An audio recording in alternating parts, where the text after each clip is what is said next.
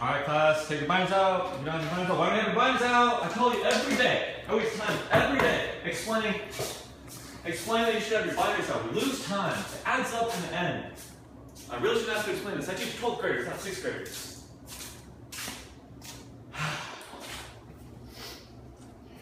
That's alright, because the best part of being a teacher is all about waking up in the morning and knowing you're going to teach kids stuff that they should already know. So let's go. Alright, so learnable funds. Got your supply, got your demand. Now what go on the sides? You got nominal interest rate. See, this is again why I love being a teacher. Telling you guys every day you read your cue card, because every time you think you don't have homework in this class, you should be studying cue card. Now what goes on the vertical axis? Real interest rate. Good job, Cole. He's sitting in the seat for the 5. He's going to go all the way. Alright guys, now remember, real interest rate is calculated with inflation. So real interest rate is calculated with inflation. Now what is nominal interest rate? Is it not counted with inflation? Good job, good job. Arjun, going for the 5, going for the 5. Alright, so here we have a loanable funds diagram. Now, what would happen in order for demand to increase to the right? There would have to be an expansionary fiscal policy. Booyah! And on the expansionary fiscal policy, all the government has to do is spend money or decrease taxes. And that will shift the demand for loanable funds to the right. But what happens when you shift it to the right? Yes, Cole? The crowding out effect. Jumping ahead of yourself. But everything goes up, everything goes up. All right, but going on to what you said about the crowding out effect. What happens and what is that? Arjun. The crowding out effect is when the government starts spending money or decreases taxes, it shifts the demand curve out, increasing interest rates, which makes the businesses not want to borrow money because it's too expensive. All right, class, so we already talked about what shifts the demand of loanable funds outward. Now here's a doozy. Here's where we get to see who rises above the rest, who can stand and deliver and be that awesome person. What shifts the supply of loanable funds outward? Miles? Well, if you decrease income taxes, now encourage savings and shift supply to the right. Correct, correct. All right, you all 3 answered. Come up and get your prizes. Arjun? Get your Capri Sun. There you go. Cole? My personal favorite, a hammer. Yes. There you go. But Miles, with the big winning question, you get natural dishwasher detergent gel. There we go. All right, class, your homework for tonight, watch AC/DC Leadership. Go to section 29.1.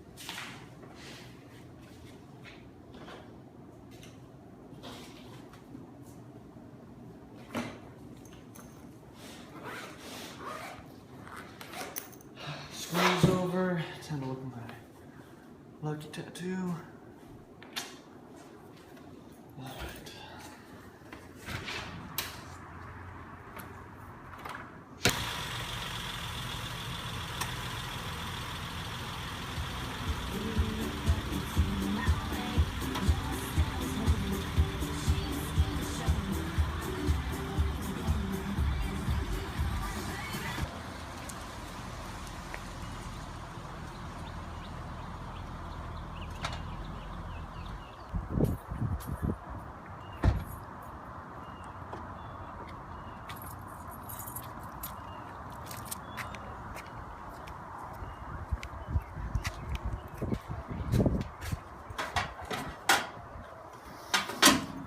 Mr. Sad Class.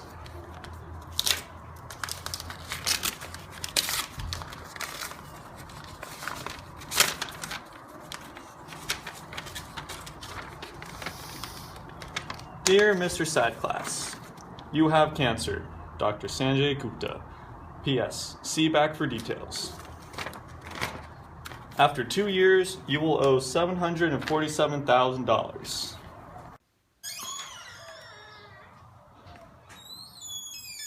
Skylar, I'm home. Okay, we'll be done in 5 minutes. Dinner's outside. All right.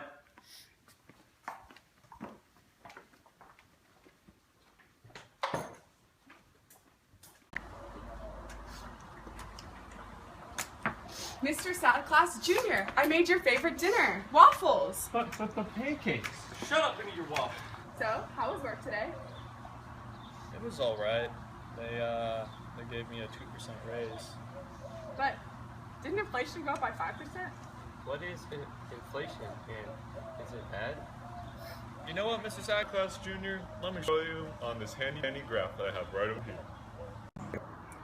As you can see, this is a short-run Phillips curve. It shows the relationship between inflation and unemployment.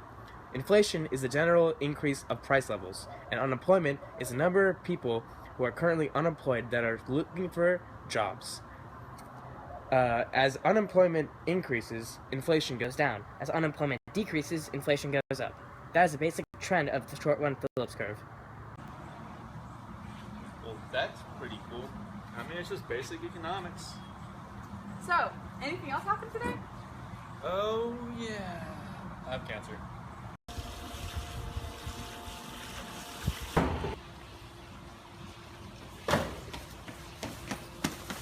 So why? What the heck are you doing? I'm running from the cops, man.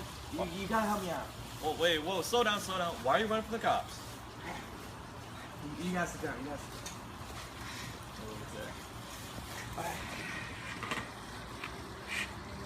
So, you know how you always taught us in economics class that everything's about supply and demand, man?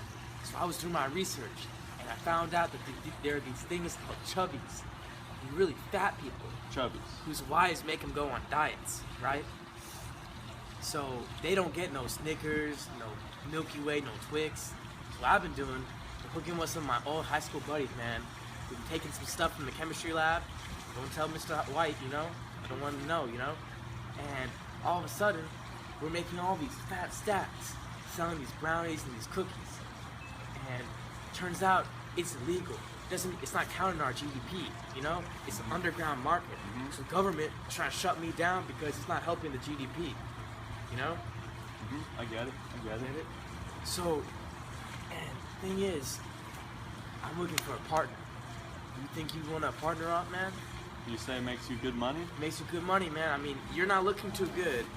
Yesterday in class, you were all stuttering and stuff. Yeah, I've been off well. I got notification I have cancer. You have cancer? Yeah. It works perfectly because I have to raise $750,000. That's a lot of dough, man. But we can do this. I'll You talk to think my this can boys. work? I'll talk to my boys, Skinny Pete, Badger, and we'll get cooking, okay? Sound good? Alright, let's do it. Ready to start? Let's get started.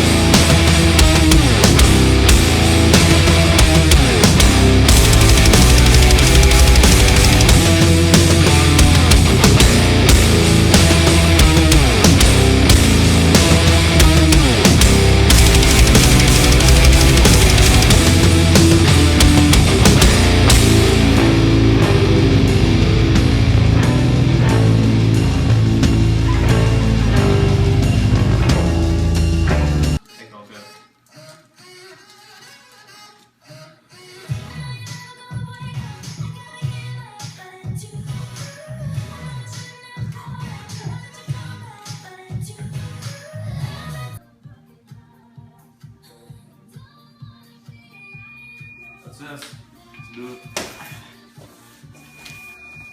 Need some gloves?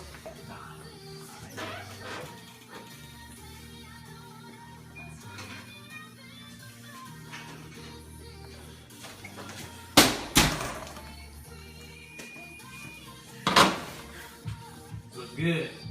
What's Nice next? artwork. So what I'm gonna do is I'm gonna meet up with my boy Skinny Pete, and we're gonna go meet this big time dealer named Tuco Salamanca. If all goes as planned, we'll make $747,000 That's like 100,000 fat ones, man. That's big. That's a lot of fat That's ones. exactly what I need. Sounds good? Let's do it.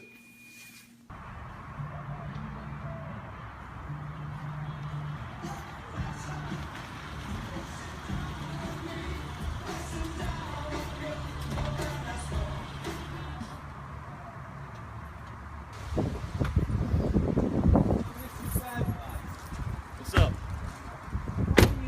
Tell me the real reason why you want to sell brownies. Well, my wage only went up 2% and inflation went up 5%. So I'm technically losing money. Yeah, because So- you know the price of money is just going to keep going down, you know? Yeah. Fed and stuff. They got to do some monetary or physical policy, man. So I really need to just get this extra money. This is my boy, Skinny Pete. What's up, Sam?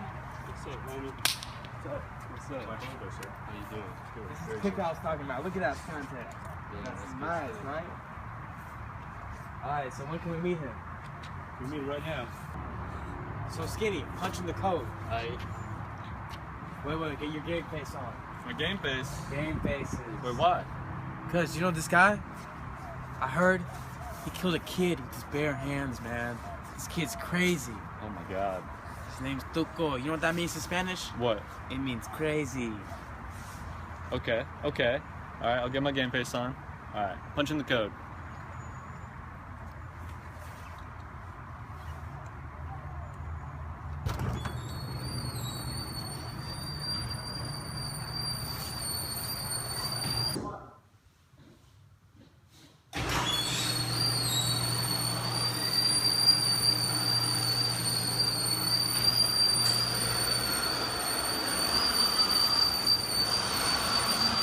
Tuco, what up, homie?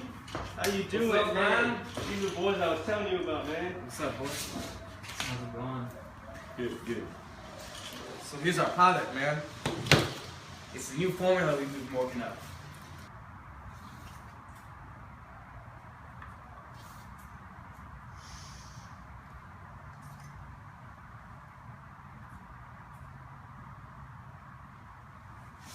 Whoa! That's some good stuff! I told you it would work, man. Yeah, this is good product, right, man? Some good stuff. How much you want for it, huh? I want $747,000. Man, you're trying to cheat me out of money? I know my economics. This is the market for the brownies for chubbies. This is the supply of brownies. The amount of brownies in the market. This is the demand of brownies. The amount of brownies wanted. This is a price floor, which is what you're asking me for. This is when there's a surplus of brownies and the price is way too expensive for people to buy. This is a price ceiling, which is I also don't want. When there's a shortage of goods and I don't want to sell the brownies. I want an equilibrium where the supply of brownies is equal to the quantity demanded of brownies. Man, that's stupid. I want my money. Mr. Sackclass, bust out the goods.